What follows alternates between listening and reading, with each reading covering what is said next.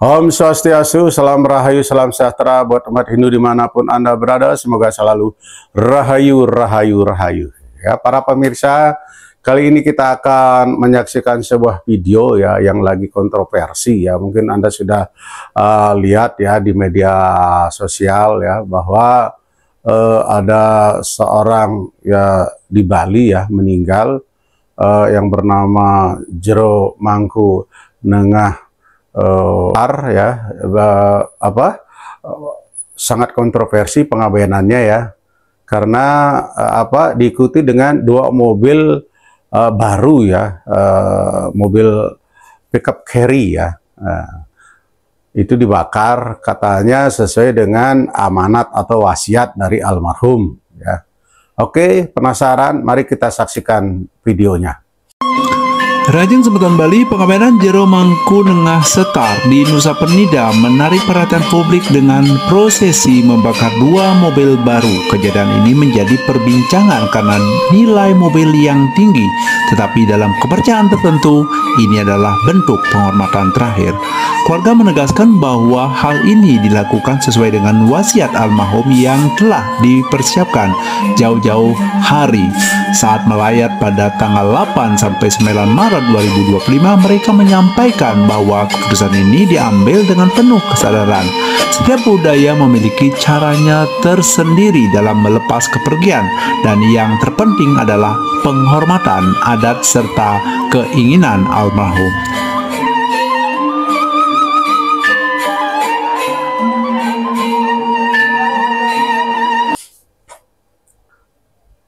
Nah, ya saya pribadi juga mengucapkan ya bela sungkawa ya, semoga Jero Mangku Star ya, beliau amor ring acintil ya, semoga beliau menyatu dengan Sang Brahman ya. Nah, setelah kita melihat videonya ya, jadi di sini memang banyak menimbulkan pro dan kontra ya. Bahkan ada beberapa podcast Hindu ya yang membahas tentang kejadian ini, apakah ini benar atau salah, atau benar menurut agama Hindu ya. Ini banyak yang pro dan kontra ya. Ini sangat pengabenan agak kontroversi ya. Nah, di samping juga para netizen ya, komen-komennya ada yang pro dan ada yang kontra ya. Di lain pihak banyak yang mengatakan bahwa ya nggak usah urusan, itu kan mereka itu kan kaya ya, biarin aja, itu kan kekayaan mereka yang dipakai, kenapa Anda usil katanya. Nah, terus di lain pihak bagi yang kontra ya, sangat disayangkan sekali kejadian tersebut, kan lebih baik mobil itu dijual lalu disumbangkan kepada orang-orang yang susah, orang-orang yang membutuhkan. Nah, ini ya biasa ya, pendapat masyarakat biasa, ada yang pro dan kontra. Nah, di sini saya akan mengulik sedikit ya, meneropong dari segi perspektif agama Hindu ya. Apakah ini benar atau tidak sesuai dengan ajaran Weda ya.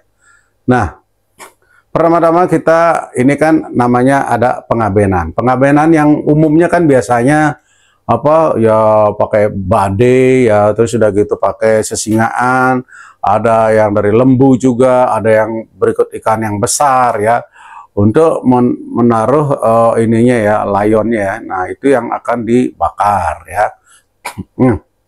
Sekarang kita akan mulai dulu apa itu kremasi atau pengabenan ya. Nah, jadi di dalam agama Hindu ya, manusia ini terdiri dari dua unsur, yaitu unsur badan jasmani ini yang disebut dengan prakrti ya. Badan jasmani ini terdiri dari bahan-bahan yang disebut panca mahabhuta ya, yaitu yang terdiri dari tanah, air, api, udara, dan ether ya. 5 unsur ini yang membentuk tubuh ini ya adalah merupakan wadah tempat bersemayamnya Sang Atman ya, percikan daripada Tuhan Ida Sang Yang Widi Sang Brahman ya. Nah, yang Jadi badan prakerti ini bisa bergerak, bisa hidup, bisa bernapas dan lain sebagainya karena adanya sang Atman, ya, sang Ruh, ya, yang ada di dalam setiap makhluk hidup, ya. Nah, kita andaikan seperti ya maaf, ini saya andaikan seperti kurungan ayam, ya. Ini kurungannya adalah badan jasmani ini, ayamnya adalah atmannya, ya. Itu sebuah contoh, ya. Nah, begitu seorang yang sudah meninggal yang disebut dengan mayat atau jasad, ya. Nah, jasadnya ini yang harus dikembalikan ke asalnya, ya. Kurungan ini yang harus dikembalikan ke asalnya, ya. Nah, melalui apa? Ya, melalui dibakar sesuai dengan perintah agama, sesuai dengan SOP Weda, ya. Ya, bukan sekedar dibakar aja, tetapi ada itu ritualnya, ada doa-doanya, ada upacaranya, ya. Nah, badan ini yang harus dibakar biar dia kembali kepada yang dari tanah kembali ke tanah, dari air kembali ke air, udara kembali ke udara, eter kembali ke eter, ya. Jadi itu untuk mempercepat proses terjadinya pengembalian kepada asal usul badan jasmani ini, ya. Nah, kalau badan jasmani ini sudah dibakar, tentu sang roh kan sudah keluar dari tubuh ini, ya. Nah, di samping itu bukan itu aja, ya. Buku Alam Kehidupan Sesudah Mati, ya, ini adalah bagian daripada Srimad Bhagavatam, ya, bahwa di sini sudah dikatakan bahwa manusia, ya, sang roh dengan badan ini setelah dia bersemayam bertahun-tahun di dalam tubuh ini, ya, sebagai wadah, sebagai tempat, ya, tentu setelah dia lepas dari badan jasmani ini, sang roh itu ada yang namanya itu hubungan tali antara badan jasmani ini dengan sang roh, ya, yang itu disebut dengan tali sutratman, ya. Nah, selama tali sutratman ini belum putus, ya, belum lepas dari badan jasmani ini, ya, tali ini tidak kelihatan, ya. Nah, setelah tali ini dibakar, ya, badan ini dibakar, pengabaian itu, nah, disitulah tali sutratman ini lepas sehingga sang Atman ini tidak akan terikat lagi dengan tubuh ini, dengan badan ini. Dia akan melampaui badan ini dan pergi menuju loka-loka yang selanjutnya, ya. Nah, itu dari pengertian daripada ngaben, ya. Nah, di sini juga, nah, apakah boleh kejadiannya seperti ngaben dengan membakar 2 mobil?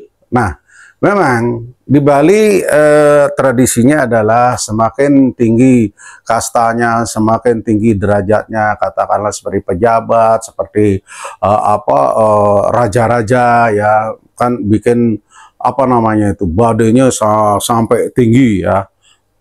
Itu sekarang ini juga bisa menghabiskan miliaran rupiah, ya. Seperti kemarin, ya, waktu pelebon Raja Ubud dan lain sebagainya, ya. Ya, itu sih sah-sah saja, ya. Itu kan mereka punya uang, ya. Ya, mereka punya uang, itu hak mereka. Untuk membakar mobil, 2 mobil juga, ya, itu hak mereka. Nah, tetapi saya akan melihat dari segi agama, ya. Nah, kalau di dalam agama Hindu, ya, seseorang yang meninggal, ya, dia pada saat terakhir, ya, lah yang akan menentukan kemana perjalanan sang roh itu. Apakah ke neraka, apakah ke surga, atau apakah bisa ke alam leluhur, ke alam dewa, ke alam Brahman, ke Brahma, ke alam moksha, ya. Jadi kemana perjalanannya, ya. Jadi sesuai dengan pada waktu dia menghembuskan nafas terakhirnya, ya. Nah, jadi bagaimana caranya? Ya, makanya kita disarankan, diajarkan untuk selalu mengingat nama-nama Tuhan selama kita hidup, ya, selalu menjalankan sadhana, ya, kegiatan rohani, mendekatkan diri kepada Tuhan. Ya, salah satu adalah berjapam, ya, mengulang-ulang nama Tuhan dengan memakai alat yang disebut dengan japamala atau genitri, ya. Dan kita ucapkan sebanyak-banyak. Dan tanpa genitri japamala, setiap kegiatan sehari-hari kita bisa dengan nama semarana, mengulang-ulang nama Tuhan ya. Misalnya Om Namah Shivaya, nama Om Namah Shivaya, nama Om Namah Shivaya, nama ya. Nah, bisa juga kita untuk Dewa Wisnu, Om Namo Narayana Namah, Om Namo Narayana Namah, Om Namo Narayana, dan lain sebagainya. Ya, nah kalau kita sudah terlatih, otomatis dia akan tersimpan di dalam pikiran bawah sadar kita. Nah, ya, pikiran di bawah sadar kita. Nah, itulah yang akan untuk mengingat pada saat terakhir. Seperti yang dikatakan di dalam Bhagavad Gita, yaitu bab 8, sloka 5 dan sloka 6 serta sloka 7, ya. Memang di sini sudah disebutkan bahwa jadi ya saya bacakan bahasa Indonesianya aja ya. Barang siapa pada waktu ajal tiba berpulang meninggalkan badan jasmani ini dengan mengenang aku selalu datang kepadaku. Ini tidak dapat diragu-ragukan lagi. Aku di sini adalah tentu Ide Sang Hyang Widi, Tuhan yang Maha Kuasa ya. Nah, di sini juga ada di dalam sloka 6 ya, bab 8 ya. Apa saja yang terpikirkan pada saat ajalnya, meninggalkan badan jasmani ini, oh Kunti Putra, ia akan sampai pada keadaan yang terpikirkan itu. Sebab itu, terus-menerus terbenam dalam pikiran itu. Ya. Dan sloka ke-7 juga mengatakan, sebab itu, kapan saja ingatlah padaku selalu, dan berjuanglah terus maju dengan pikiran dan budi pekerti tetap padaku. Engkau pasti datang kepadaku ya. Nah, jadi di sini beliau mengatakan dalam bab 8 ya, sloka 5, sloka 6, sloka 7 ya, pada saat terakhirlah apa yang diingat. Kalau seseorang ya dia ingat sudah dipanggil, dia masih ingat dengan apa terikat dengan dunia ini ya. Ya, dia apa terikat dengan keluarganya, terikat dengan harta bendanya, ya, terikat dengan jabatannya dan lain sebagainya, ya tentu dia tidak akan bisa dengan lancar menuju alam loka-loka berikutnya, ya.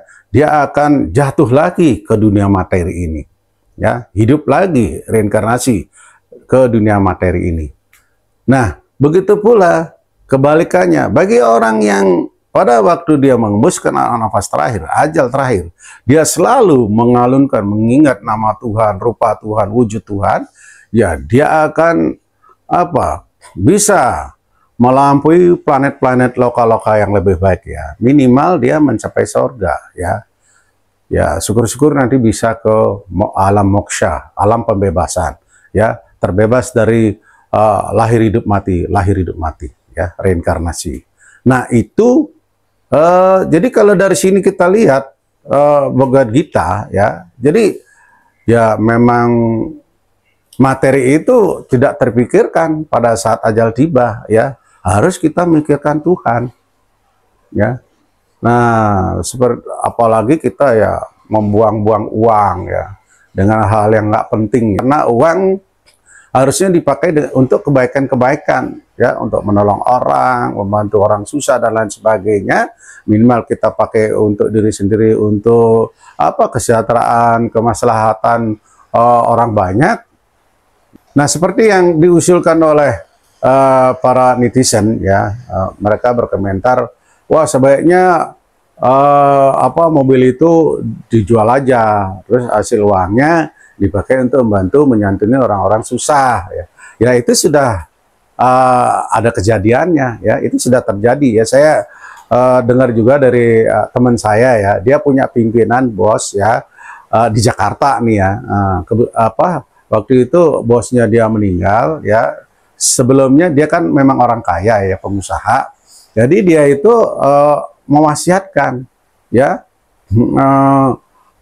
kepada ininya, anak-anaknya ya.